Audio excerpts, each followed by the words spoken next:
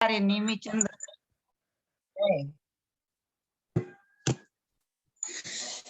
प्रणमीय शिरसा नेमिं गुणरयन विभूषणं महावीरं सम्मत्तरयन निलयं पयडि समुक्कित्तनम् ओच्छं पयडि समुक्कित्तनम् ओच्छं।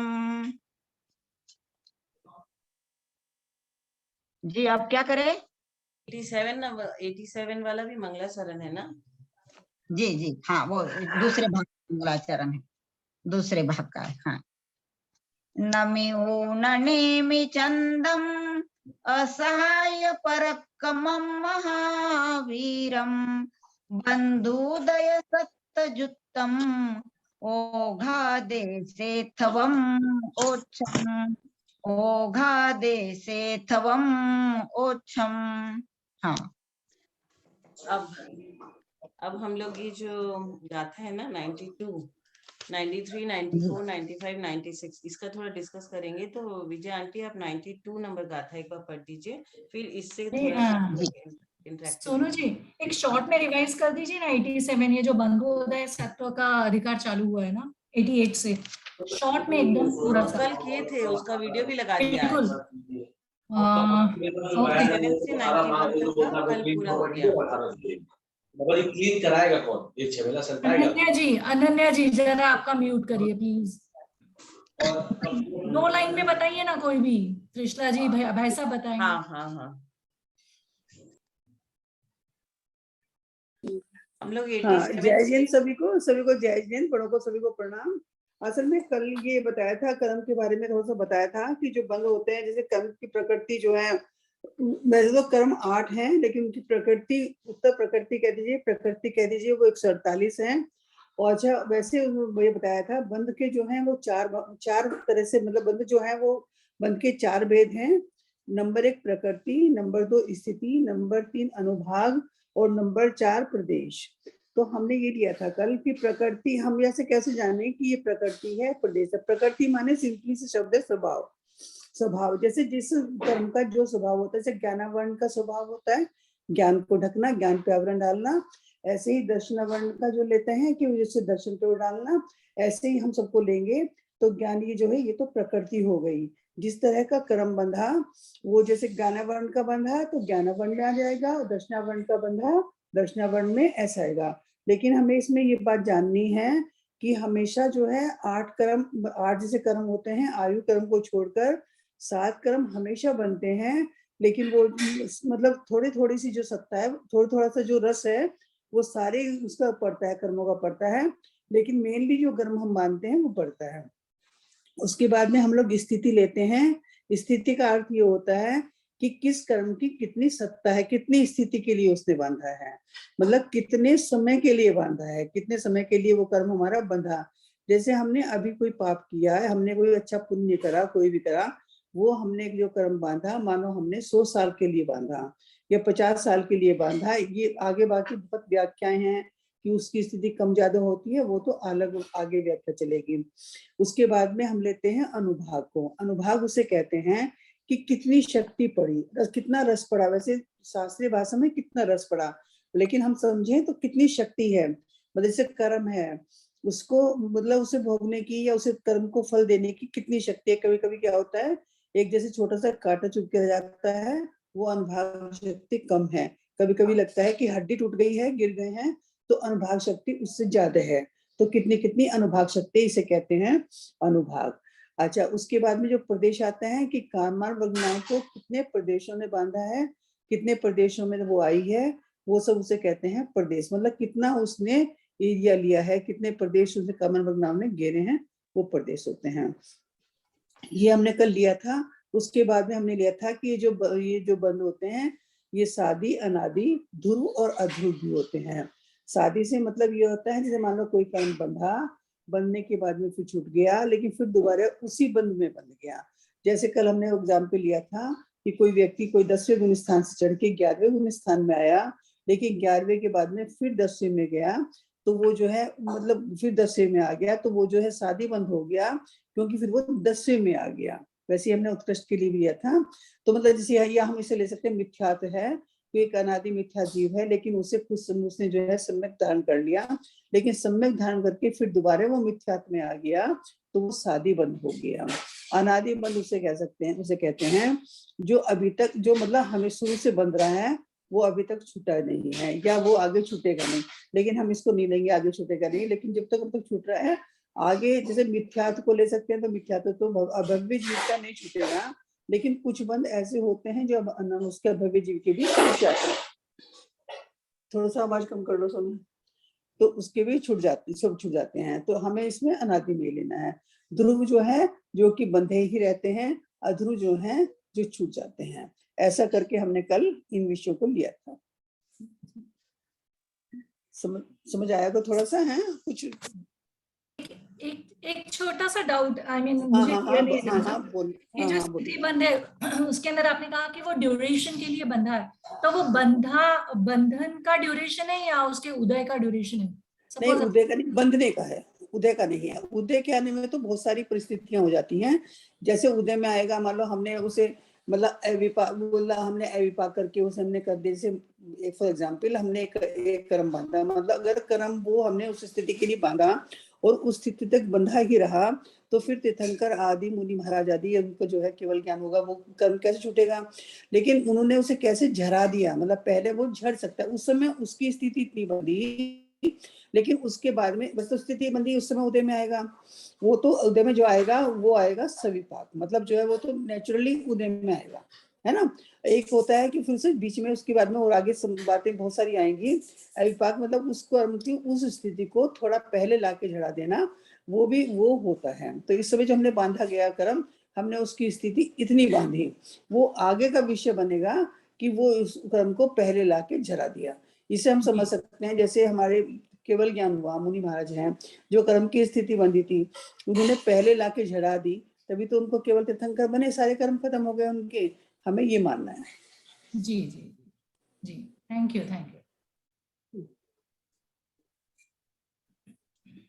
दीदी इसको अपन ऐसा समझ ले, जैसे प्रकृति बंध है ना, प्रकृति यानी क्वालिटी है ना, और प्रदेश यानी क्वांटिटी, कितनी मात्रा में वो प्रदेश आए और कौन से आए, तो प्रकृति उनकी प्रकृति क्या है। स्थिति यानी टाइम पीरियड, ड्यूरेशन, और अनुभाग यानी उसकी फलदान शक्ति, ऐसा समझ सकते। बराबर, बहुत अच्छा। अब हम आगे ये 92 नंबर का इसके बारे में समझते। इसमें ये कहा गया है कि अथांतर गुणस्थानों में प्रकृति बंध का नियम।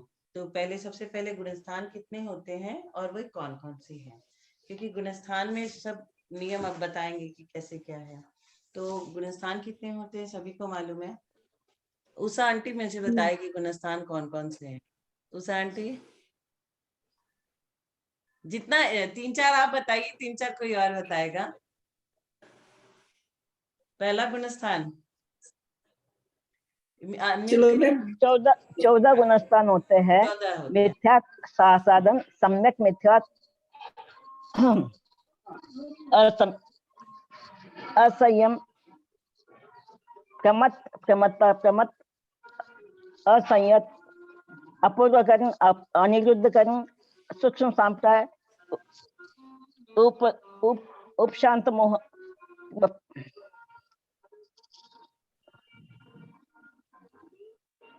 बहुत अच्छा, आंटी ने बहुत बढ़िया से बताया। पहला गुणस्थान मिथ्यात्व, दूसरा सासाधन, तीसरा मिश्र, चौथा अविरत सम्यक दृष्टि, पांचवा देश विरत, छठा प्रमत विरत, सातवां अप्रमत विरत, आठवां अपूर्वकरण, नौवां अनिवृत्तिकरण, 10वां सूक्ष्म सांप्राय, 11वां उपशांत मोह, जो बहुत डेंजर है, वहां से कहाँ चले जाते हैं पता नहीं, सांप सीढ़ी का खेल खेलते खेलते एकदम स्टार्टिंग में आ जाते हैं। 12वां छिड़मोह, 13वां संयोग केवली, और 14वां एंड फाइनल अयोग केवली। तो गुणस्थान को ऐसे भी बोलते हैं 1G, 2G, 3G, 4G। जब कुछ मेरा बेटा ऐसा कुछ देख लेता है तो बोलता है मम्मी ये तो 1G है। 1G है, यहाँ देखेंगे यहाँ करेंगे तो 1G हो जाएगा। ये 1G बहुत जल्दी आ जाता है, कैसे कैसे आता है वो हम लोगों को हमेशा ध्यान में रखना है कि हम लोग 1G में नहीं पहुंचा। आजकल तो 4G और 5G का जमाना है। 5G चल रहा है बहुत जोर शोर से हर जगह, तो हमें भी 5G में कैसे पहुंचना है उसका प्रयास करते रहना है। अब तीर्थंकर प्रकृति का बंध के लिए लिखा है, तीर्थंकर प्रकृति का बंध सम्यक्त अवस्था में ही होता है, मतलब कि मिथ्यात्व अवस्था में कोई भी तीर्थंकर नहीं बन सकता। और भी उसमें डिस्क्लेमर नहीं, है, वो आगे तीर्थंकर पहली क्राइटेरिया यही है कि सम्यक्त अवस्था में ही तीर्थंकर प्रकृति का बंध होगा, वरना नहीं होगा। अच्छा, अब मेरा सवाल ये है कि आहारक द्विक का बंध कौन से गुणस्थान में होता है? अप्रमत गुणस्थान में होता है। अप्रमत गुण। हाँ हाँ, अप्रमत छठे गुणस्थान गुण, कौन सा? हाँ, सातवें गुणस्थान से पहले हार्दिक का बंध नहीं होगा। और हाँ। देखो मैं इसमें थोड़ा सा बताना चाहती हूँ, इसकी कितनी मतलब व्यवस्था है कि बंध तो इसका सातवें में होता है, लेकिन उदय में ही छठे में आता है, उदय में ही छठे में आता है, और बंधता ये सातवें में। देखो क्या व्यवस्था है। जबकि कोई सोचता है कि पहले बंधेगा फिर उदय में आएगा, ये क्रम होना चाहिए। हाँ, लेकिन जैसे ना सातवें में बंधा और उदय में छठे में आया, ऐसा है। क्योंकि जो है ना, क्योंकि इसमें हार्दिक में ये होता है ना कि कोई मतलब हमारी कोई प्रॉब्लम है, मतलब हम तो क्या चीजें, हम तो कोई चीजें बहुत नहीं है। ज्यादा कहीं से आवाज आ रही है। हाँ, किचन में से शायद घंटी उसकी सीटी की आवाज आ रही है। सुबह सुबह का थोड़ा नाश्ते को हो जाता है ना। वैसे मैं कह रही हूँ सोनिया, रहने दो, थोड़ा कम कर दो। खुला आपका ही तो है आंटी, और किसी का खुला नहीं है। हाँ, मेरे खुला है, मैं तो खुद कह रही हूँ मेरा ही खुला है। तो उसमें क्या होता है कि जैसे इस हार्दिक में क्या होता है कि जैसे किसी को कोई समस्या, मतलब मुनि महाराज को किसी को समस्या होती है, कुछ पूछना होता है या दर्शन करने जाने होता है, तो वो जो है जिनको आहारक मतलब जिसको आहारक प्रकृति का होता है, तो वो वहां दर्शन करने जा सकते हैं। जैसे पंचमेरु के मन में बना, या जैसे कोई समस्या पूछनी हुई तो भगवान के समोशन में जाके समस्या पूछ ली, ये सब होता है आहार में। ये तो आरक में पुतला निकलता है ना? हाँ, आहारक में पुतला निकलता है। लाल और सफेद। नहीं, वो तेजस का होता है। जो आप लाल वो सफेद कर रहे तेजस हो, वो का होता तेजस है, का यस। होता है। हाँ हाँ हाँ, आहारक का हाँ, तो सिर से पुतला निकलता है समस्या के सिर से समाधान पुतला। हेतु। हाँ, उसका भी कोई कलर होता है क्या? आहारक का कलर मतलब व्हाइट तो, वो लाल तो नहीं होता। जैसे स्फटिक के मतलब समान होता है दीदी, त्रिशला दीदी, स्फटिक के समान होता है, स्फटिक स्फटिक के के समान। समान, हाँ, हाँ हाँ हाँ स्फटिक के हाँ। समान। त्रिशला दीदी, वो है ना, त्रिशला हाँ ये आंटी, हाँ आहारक शरीर और आहारक अंगोपांग, इन प्रकृतियों का बंध सातवें गुणस्थान से लेकर अपूर्व करण के छठे भाग तक, हाँ, चलो आप तो होते हैं। त्रिशला छठे बहुत भाग त्रिशला सुंदर। तक आंटी, ही होता है, पंचम काल छठे में भाग तक ही होता है। 8वें गुणस्थान के छठे भाग तक, जी 7वें जी, से शुरू ध्यान होके, अपने को रखना है। हाँ, हाँ, बिल्कुल 7वें ध्यान। से शुरू होगा और 8वें हाँ, के और छठे भाग 8वें के तक। छठे भाग तक ही हाँ, होगा। हाँ, और उदय छठे में ही आएगा। हाँ हाँ, उदय तो बराबर है। अब आप ये समझाइए कि पंचम क्या काल पढ़ा में रही है? क्या त्रिशला पढ़ा आंटी, रही है? अभी दीदी ये 92 नंबर गाथा की एनालिसिस हो रही है। थोड़ा थोड़ा सबको ही अपना व्यूज दे रहे हैं, एक्सपर्ट ओपिनियन। कौन सी 99? 92। लेकिन अच्छा, बहुत अच्छा लग रहा है। सोनू जी, त्रिशला जी ने कंप्लीट नहीं किया वो आहारक, वो इसलिए निकलता है फिर क्या, इसीलिए छठे में बनता है क्या? हाँ, तो उदय में इसलिए आता है। क्योंकि जो है ना, जैसे मतलब कोई भी विकल्प वगैरह होते हैं वो छठे गुण स्थान में होते हैं, 7वें में नहीं बनते हैं। तो इसलिए तो उनका जो है ना, सीट उनको जाता जैसे है। कोई समस्या का समाधान पूछना हो, क्वेश्चन का आंसर पूछना हुआ, अदरवाइज दर्शन करने के भाव बने, जब पंचमेरु मतलब दर्शन करके आए वहां जाए, तो आहार का जो पुत्ता निकलता है, वो जो निकलता है छठे गुण स्थान में निकलता है। ये छठे गुणस्थान में उदय होता है, ऐसा क्यों कहते हैं? ऐसा क्यों है? नहीं, ऐसा मैंने ये तो बताया ना, क्योंकि 7वें गुणस्थान के बाद में थोड़ा सा विकल्प वगैरह खत्म हो जाते हैं, नहीं रहते विकल्प वगैरह। तो जो विकल्प उठते हैं वो छठे गुणस्थान में उठते हैं। मतलब विकल्प होते हैं, भाई इस प्रश्न का समाधान क्या होगा, हमें पढ़ने हैं, इसका क्या उत्तर होगा, या हम दर्शन करने चले जाएं, समय शिखर जी के दर्शन कर लें, पंचमेरु जी के दर्शन कर लें। ये जो विकल्प अवस्था होती है छठे गुणस्थान में ज्यादा बनती है, 7वें में नहीं बनती। तो लेकिन मतलब जो है कर्म, इसको अपन ऐसा कह सकते हैं क्या कि छठा गुणस्थान प्रवृत्ति का है, 7वां गुणस्थान में प्रवृत्ति नहीं होती है, नहीं, और यदि इसको हम कोई भी ऐसा नहीं शंका देंगे। निकले तो मुनिराज प्रवृत्ति में आएंगे, इसके लिए छठे गुणस्थान में। हाँ, छठे सातवें में जो ऐसा भी बोल दीजिए, कोई बात नहीं है, सब बोल दीजिए। उसका तो छठे सातवें में जो मुनिराज घूमते हैं झूलते तो रहते हैं। हाँ प्रवृत्ति हाँ करेंगे तब छठे में आ जाएंगे, हाँ और प्रवृत्ति नहीं करेंगे तो निवृत्त। सातवें में रहेंगे। तो उनको यदि कोई शंका आ गई, उनको कहीं जाने का हुआ, तो वो प्रवृत्ति करेंगे तो ही हो गया। तो इसके लिए वो छठे में आके ही उसका उदय हो सकता है। हाँ, सातवें अठवें में उदय नहीं हो सकता, क्योंकि वो प्रवृत्ति नहीं करेंगे सातवें आठवें में। हाँ, इसीलिए इसका उदय छठे ही गुणस्थान में होगा, उदय छठे में ही होगा, और बंद जो है सातवें गुणस्थान से लेकर आठवें के छठे भाग तक ही होगा। छठे भाग तक होगा, हाँ। त्रिशला इसके आंटी लिए का उसको सवाल ऐसा है। मतलब वो प्रवृत्ति करनी पड़ेगी। इसकी जब विकल्प कर्मों का आएंगे उदय, मन में, जब ना मन में विकल्प हाँ, आना चाहिए, जैसे देखिए ऐसा है ना, तो ये छठे गुणस्थान में है। शंका है। सभी देखिए एक बात सुने, छठ ये तो बहुत मतलब शुभ चीज होती है, ये हर एक मुनि को नहीं होता, ये तो किसी किसी को होता है, जिसको होता है। मतलब ये एक किस्म से हम इसे समझ सकते हैं, रिद्धि नहीं है, लेकिन हम समझ सकते हैं किसी को विशेष वो मतलब किसी को विशेष बेनिफिट मिला, किसी को आहारक जिसको जो मिला, मतलब जो है जैसे आहारक दिख हुआ या आहारक शरीर मिला, उसको एक्स्ट्रा बेनिफिट मतलब एक्स्ट्रा विद्धि है, एक्स्ट्रा चीज मिली उसे। ये हर छठे सातवें गुणस्थान को नहीं होगा, लेकिन जिनको ये रिद्धि प्रकट हुई है, जिनको आहारक प्रकट हुई है, वो कर सकते हैं। त्रिशला आंटी, मेरा सवाल ये है कि पंचम काल में सातवें गुणस्थान के प्रथम भाग तक मुनिराज जा सकते हैं, उसके आगे नहीं। हाँ, तो ये हाँ। आहारादिक पंचम काल में विशुद्धि वाले मुनिराज को पॉसिबल है क्या? नहीं पॉसिबल नहीं, इस काल में नहीं हो सकता। नहीं हो सकता क्यों? क्योंकि ये सातवें परमत संयत गुणस्थान मुनि को होता है क्या? है। परमत जब- संयत मुनि को होता है क्या आहारक? हाँ प्रमथ संयत मुनि को आहार का उदय होता है। प्रमथ संयत में आएगा, और वैसे जो बनेगा अप्रमथ संयत के अप्रमथ संयत सातवें गुणस्थान में बनेगा। मैं आपको एक बताती हूँ, आप कहना पंचम काल में क्यों नहीं होता। यही पंचम बात है। काल में इतनी शुद्धि नहीं होती, और पंचम काल के पहले समय तक ही मतलब सातवां गुणस्थान पहले समय तक ही रहता है, मतलब जो पूरा सातवां गुणस्थान भी नहीं होता, तो ये हो ही नहीं सकता।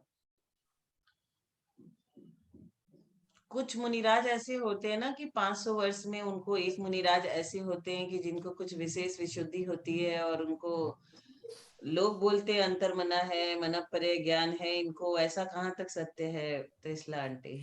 नहीं, मन प्रिय ज्ञान पंचम काल में नहीं हो ही है, नहीं मन सकता प्रिय ज्ञान नहीं पंचम काल होता, में, तो ये हो ही सब नहीं सकता, पॉसिबल नहीं है। पॉसिबल नहीं है। वैसे मतलब ऐसा मैंने पढ़ा है कि शास्त्र में, किस शास्त्र में पढ़ा है ऐसा मुझे नहीं पता, कि जो आदमी जैसा नहीं है उसको वैसी संज्ञा देने में भी दोष है।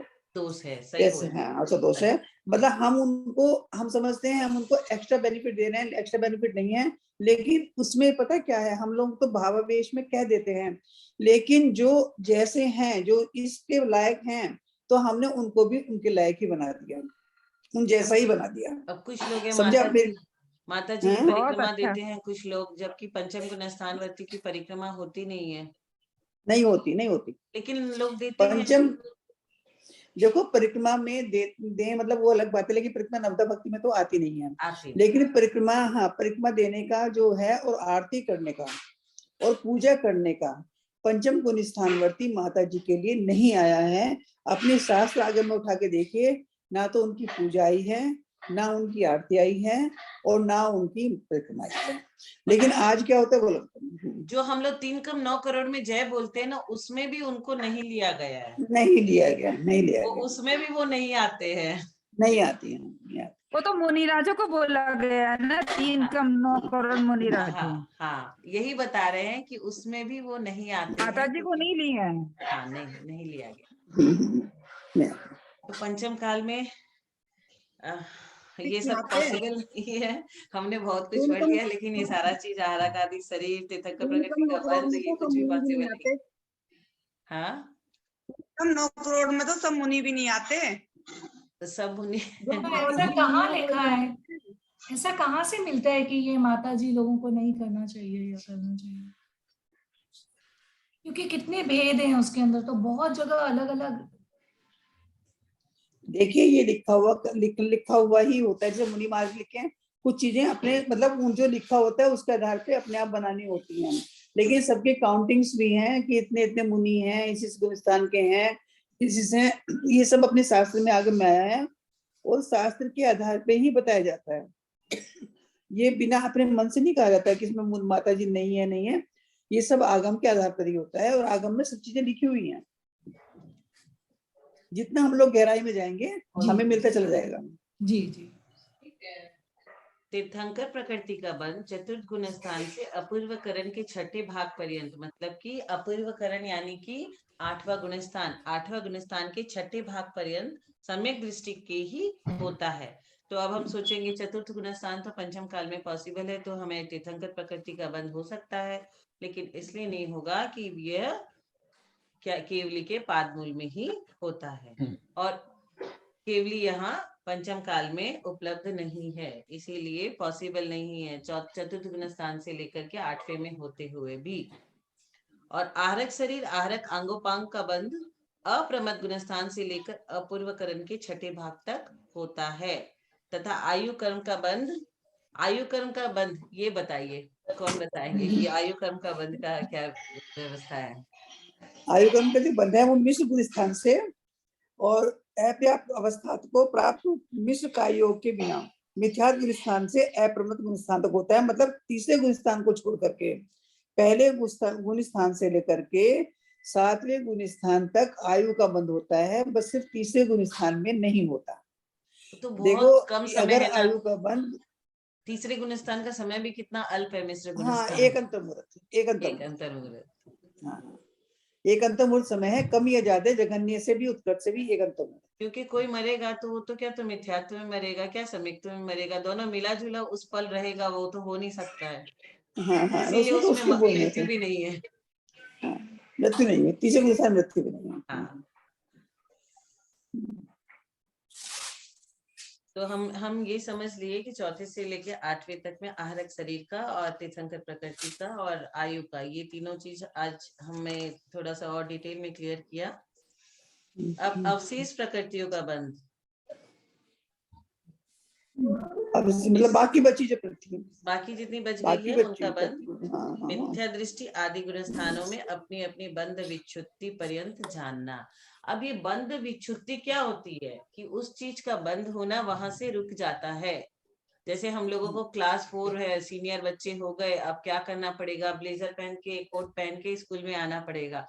तो हर एक क्लास की अपनी व्यवस्था है, जैसे जैसे क्लास बढ़ती जाती है वैसे वैसे व्यवस्था बढ़ती जाती है। यहाँ पे क्या है, बंद विच्छुत्ति, तो वो चीज अब ऊपर नहीं जाएगी, वो सीनियर हो गए, अब बंद विच्छुत्ति वो चीज रुक जाएगी।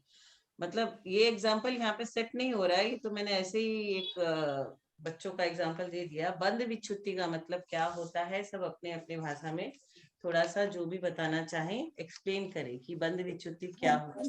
मैं बताती हूँ बंद विच्छुत्ति क्या है। आप तो त्रिशला आंटी सब हाँ, बताओगे, बंद विच्छुत्ति मतलब मेरे त्रिशला आंटी किसी और से पूछने दीजिए हमको, जब नहीं आएगा किसी को तब हाँ, हमसे ओके ओके ओके ओके। कोई भी बंद विच्छुत्ति के बारे में कोई बताए, जिनको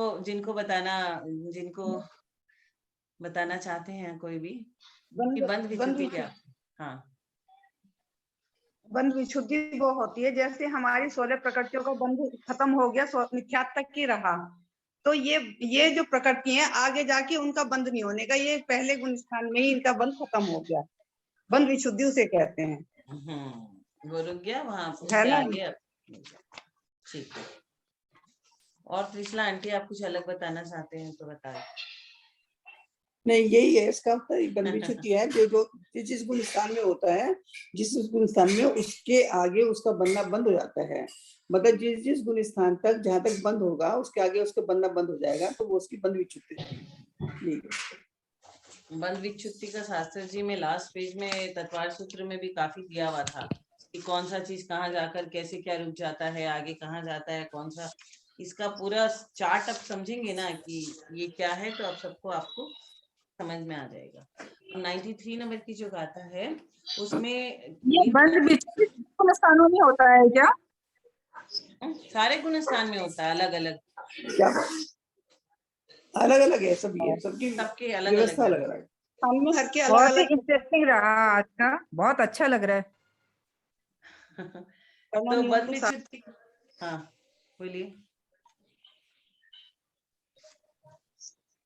सारे अलग अलग गुणस्थान में अलग अलग चीजों का, एक गुणस्थान से दूसरे, दूसरे से तीसरे, तीसरे से चौथे में सब चीज का बंध विच्छुत्ति एक एक करके रुकता रहता है।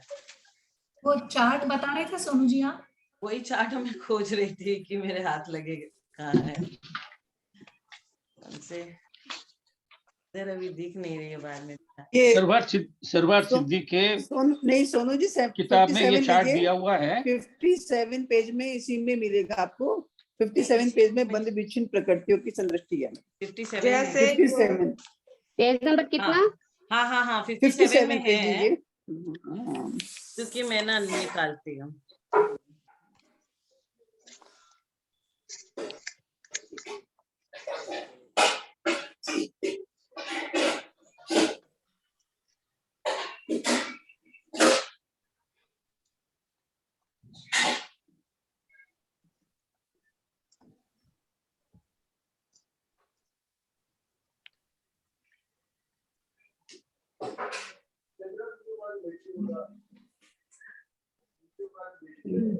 कैसे भाई साहब, क्या हुआ सोनू?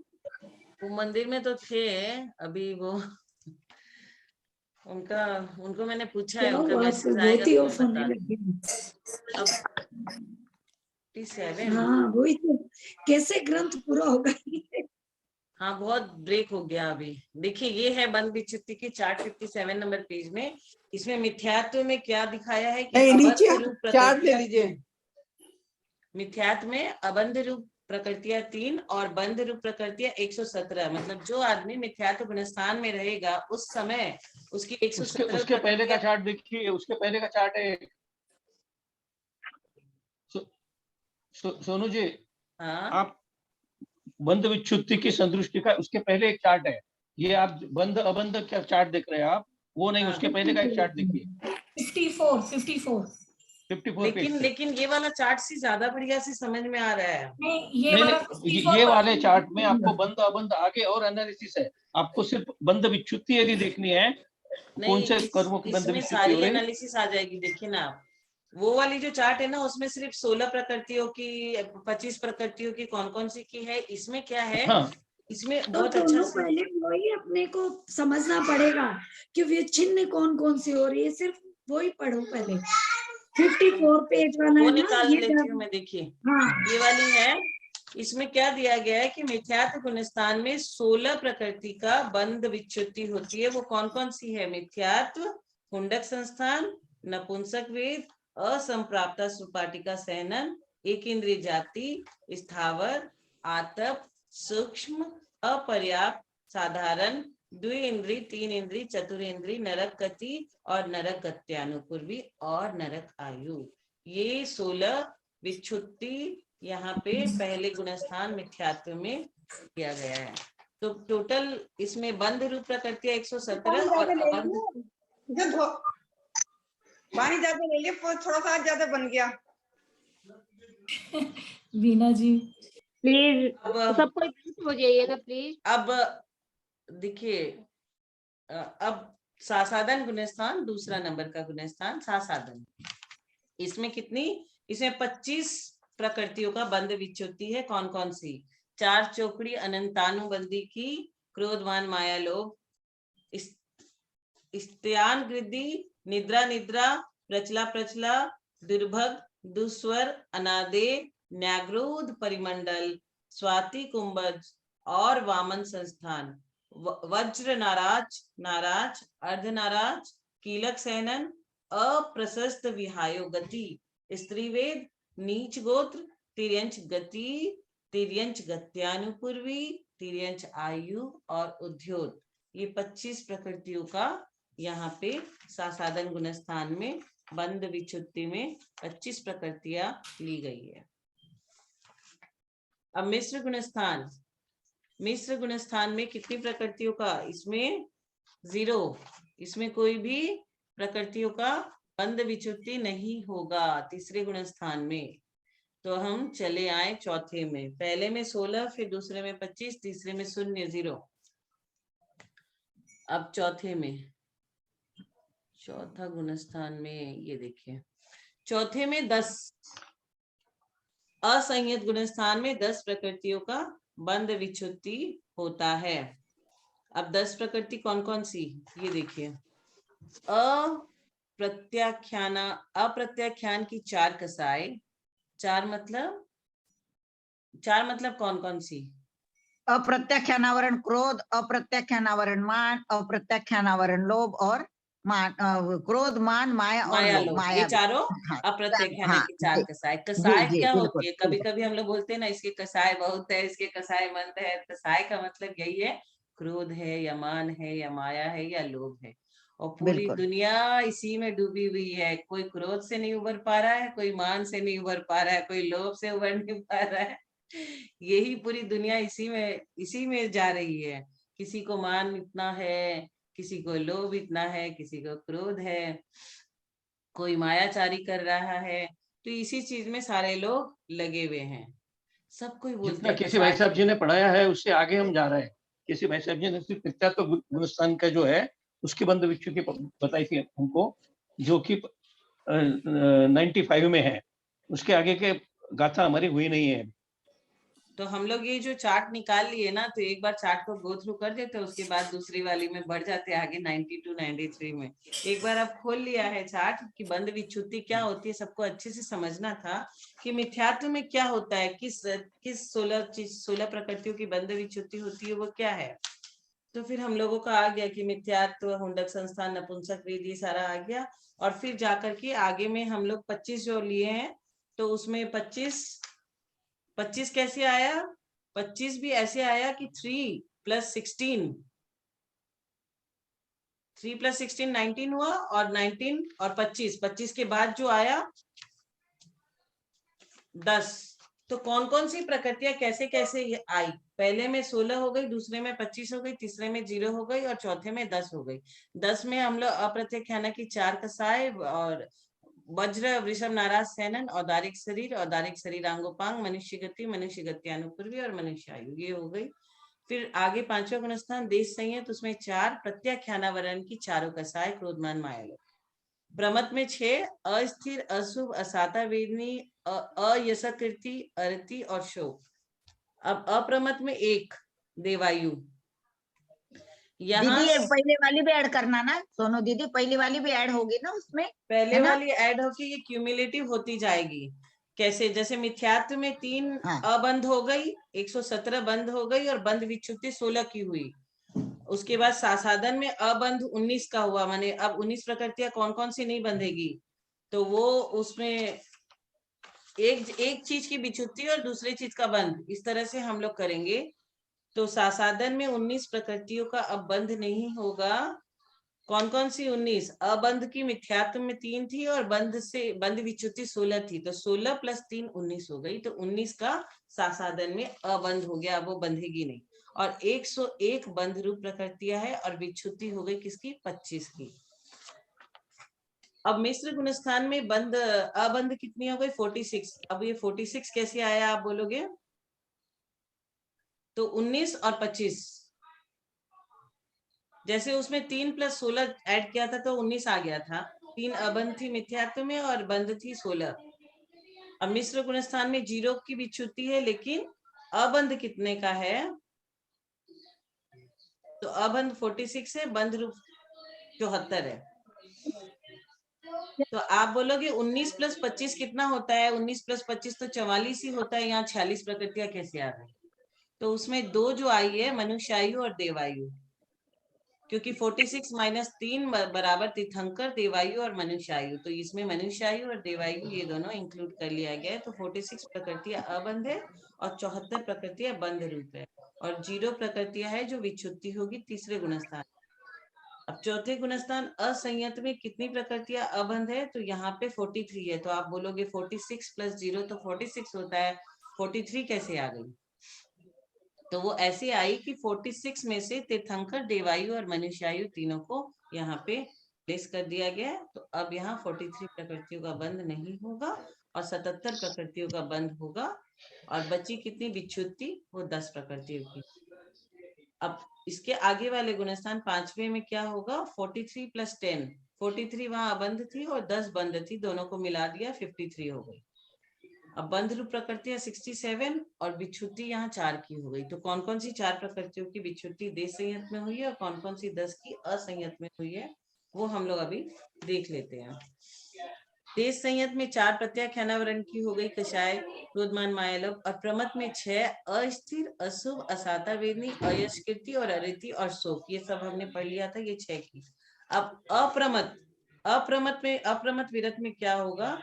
तो प्रमत विरत का 57 अबंध रूप और 6 वाला बंध विच्युति, ये दोनों को ऐड कर दिया तो कितना आया? 61। लेकिन इन दोनों को ऐड करोगे तो 61 नहीं 63 आएगा।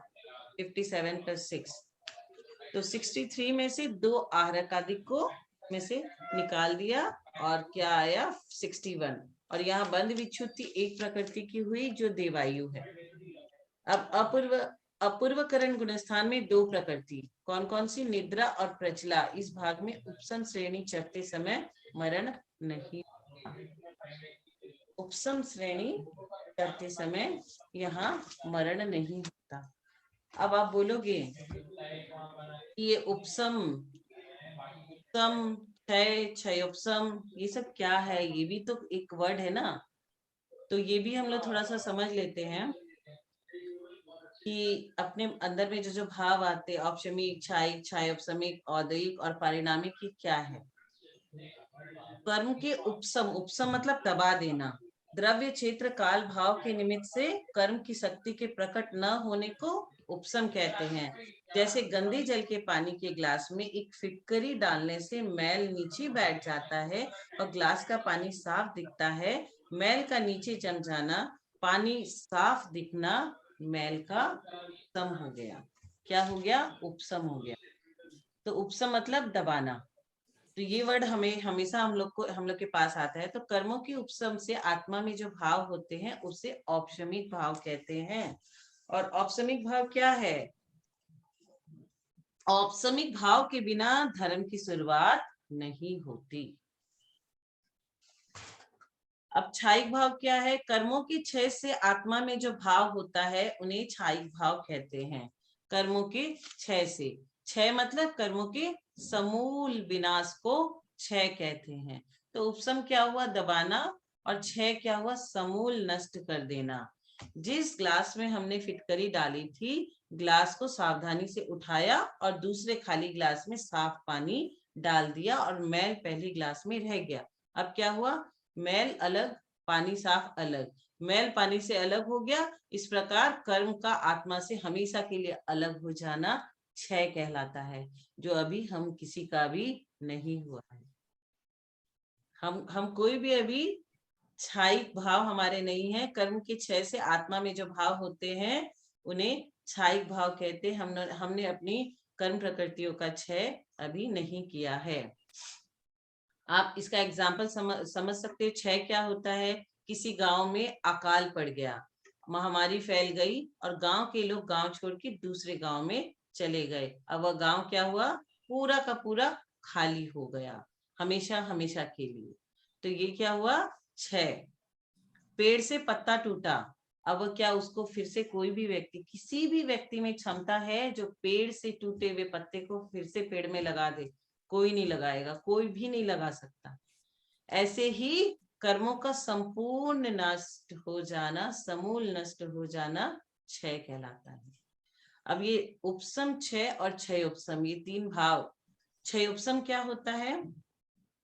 वर्तमान काल के उदय में आने वाली सर्वघाती स्पर्धकों का उदयाभावी क्षय तथा उन्हीं के आगामी काल में उदय में आने वाली निषेकों का सदवस्था रूप उपशम और देशघाती स्पर्धकों का उदय होने से क्षयोपसम कहलाता है। अब इसका एग्जाम्पल देके समझाते हैं कि क्षयोपसम क्या है। गंदे पानी के गिलास में से कुछ मैल निकाल देने पर तथा कुछ मैल बना रहने पर, कुछ तो निकल गया और कुछ बना है, वह क्षयोपसम है। अर्थात मैल की छीणाछीन प्रवृत्ति के समान क्षयोपसम है। तो कर्मों के कुछ उदय रहने पर और कुछ उपसम से क्षयोपसम होता है। और क्षयोपसमिक भाव कर्मों के क्षयोपसम से आत्मा में जो भाव होते हैं उन्हें क्षयोपसमिक भाव कहते हैं। तो क्षयोपसमिक के बिना कोई भी छद्मस्त नहीं हो सकता और क्षयिक भाव के बिना कोई भी जीव मुक्त नहीं हो सकता। अब और 2 भाव कौन से बचे? औदयिक और पारिणामिक। औदयिक भाव के बिना कोई संसारी जीव नहीं होता और पारिणामिक के बिना कोई जीव होता ही नहीं। तो ये 5 तरह के भाव है हमारे। अब क्षय उपसम और क्षय उपसम कैसे कैसे कहाँ निकलेगा। और उदय जो होता है जैसे द्रव्यादि निमित्त के वश कर्मों का फल प्राप्त। पारिणामिक तो स्वभाव होता है क्या? क्या स्वभाव चीज? से पारिणामिक जो भाव भाव के बिना कोई जीव होता ही नहीं। कितने भी पाप कर ले, पारिणामिक भाव खत्म नहीं होते इंसान के, सदा वो चलते रहते हैं, कभी भी इसका अभाव नहीं होता। हाँ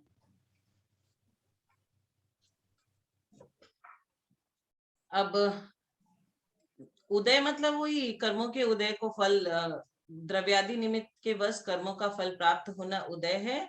जैसे मैल का पानी में रहना कर्मोदय से निरंतर जीव के विभाव परिणति रहना। अब परिणाम जिसके होने से द्रव्य का स्वरूप लाभ मात्र कारण है वह परिणाम है। जैसे अग्नि का उष्णता, जल की शीतलता, जल का ही ये परिणाम है। जल शीतल ही होता है और अग्नि उष्ण ही होती है, अग्नि कभी ठंडी नहीं होती। एक बहुत अच्छा एग्जाम्पल देती हूँ। दो बच्चे में आपस में किसी बात पे झगड़ा हो गया। अब एक बच्चा गुस्से में दूसरे को क्या किया, थप्पड़ मार दिया। दोनों बच्चे में झगड़ा हो गया, बच्चे लोग में तो झगड़ा हो ही जाता है, तो दूसरे को थप्पड़ मार देता है। और मार करके वो क्या करता है, पहला बच्चा भाग जाता है और दूसरा भी मारने के लिए उसके पीछे पीछे पत्थर लेकर के भाग रहा है। दो बच्चे में झगड़ा हुआ, एक बच्चा दूसरे को मार के भाग गया। अब जिसने मार खाई वो जिसने मारा था उसके पीछे पीछे पत्थर लेके भाग रहा है। लेकिन वह पहला वाला भाग करके कहाँ चला गया, मंदिर में चला गया। अब वो सामने दिखाई नहीं दे रहा, अतः द्रव्य क्षेत्र काल भाव मारने का नहीं है। कुछ देर के लिए क्रोध शांत हो गया, तो दिखाई नहीं दे रहा, भाग गया, मंदिर में जाके छुप गया। वह भी मंदिर गया, अब दूसरा वाला बच्चा भी मंदिर गया तो देखा कि वह सभा में बैठा है, जिसने मुझे मारा था वह व्यक्ति, वह बच्चा सभा में बैठा है। बाहर आएगा तो मैं इसे क्या करूंगा, मारूंगा। और जब वह बाहर नहीं आता तो स्वयं प्रवचन सभा में जाकर के शामिल होकर वहां वह बच्चा बैठ जाता है। और वहां प्रवचन का विषय क्या चल रहा है, क्रोध पर कैसे विजय प्राप्त करे। बहुत सारे मुनिराज प्रवचन देते रहते हैं। क्रोध के समान कोई पाप नहीं है, क्रोध अग्नि के समान है, दूसरे को जलाने के पूर्व क्रोध आदमी के स्वयं को जलाता है, अनर्थ का मूल है। क्रोध के समान आत्मा का अहितकार कोई भी नहीं है। ये क्या था, प्रवचन के मुख्य विषय, मुख्य लाइन। अब यह प्रवचन सुनकर वह बच्चा क्रोध को त्याग देता है। दृष्टांत में बच्चे ने क्रोध के उदय से मारने का परिणाम किया, वह औदैहिक भाव है। सामने दूसरा बच्चा दिखाई न देने से कुछ देर के लिए क्रोध शांत हो गया, वह औपशमिक भाव है।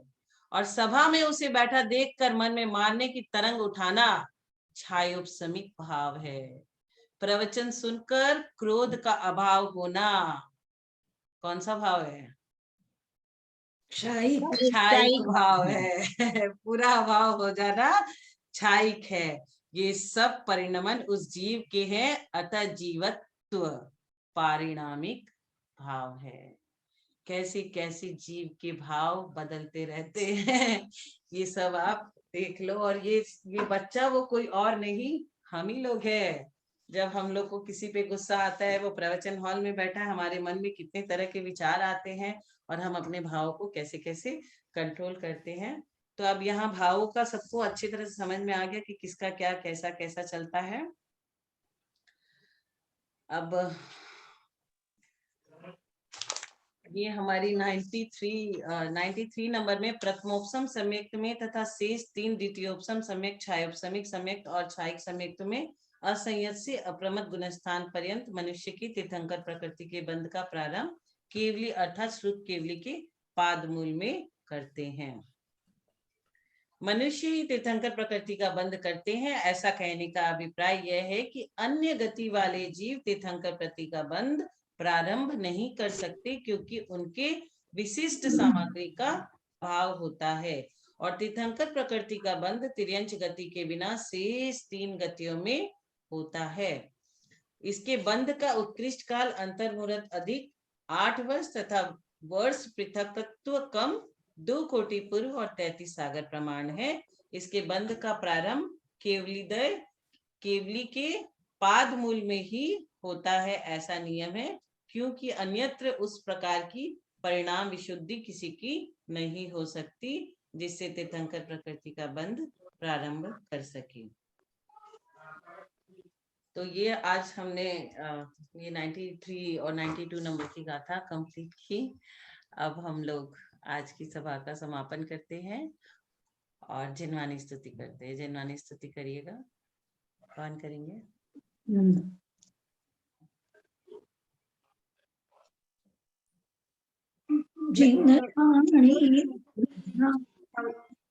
हम वाणी सरस्वती तो जिन देव की दुलारी, स्वाद नाम तेरा ऋषियों की प्राण प्यारी। सुर नर मुनीन्द्र सब ही तेरी सी कीर्ति गावे, तुम भक्ति में मगन हो तो भी न पार पावे। इस गाढ़ मोह मद में हमको नहीं सुहाता, अपना स्वरूप भी तो नहीं मात्र याद आता। हे करुण शास्त्र जननी हमको सदा सताते, गति चार माई हमको नित दुग्ध दे रुलाते। तेरी कृपा से माँ कुछ हम शांति लाभ कर ले, तुम दत्त ज्ञान बल से निज की पहचान कर ले। हे मातु तुम चरण में हम शीश को झुकाते, दो ज्ञान दान हमको जब लो न मोक्ष पाते। पाणी सरस्वती तो जिन देव की दुलारी, स्वाद नाम तेरा ऋषियों की प्राण प्यारी। बोल जिनवानी माता की जय। खाने पीने सोने पढ़ने में जो भी प्रभु दोष लगे क्षमा दान दे, प्रायश्चित दे, जिससे वे कर्मशील रहे। तुम जिन गुण के रत्नाकर मैं अब गुण की खान रहा, तेरे चरण कमल में प्रभु अपना मस्तक झुका रहा, अपना मस्तक झुका रहा, अपना मस्तक झुका रहा। यह वाणी के ज्ञान से सुझे लोकलो, सोवानी मस्तक सदा देखियो दो। हे जिनवानी भारती तोय जपो दिन में, जो तेरी शरणा गए जो सो वो पावे सुचन। बोल जिनवानी माता की जय। नोवाल नमोकार मंत्र।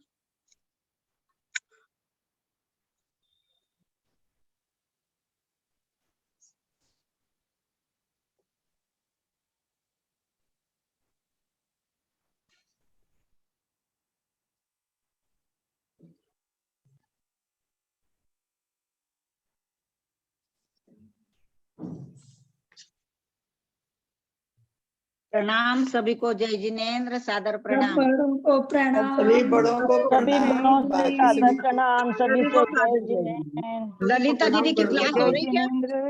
सभी बड़ों को ललिता दीदी की प्रणाम। क्लास हो रही? पता नहीं मैसेज सुनिए। सभी बड़ों को प्रणाम। हुए थे। बाकी सबको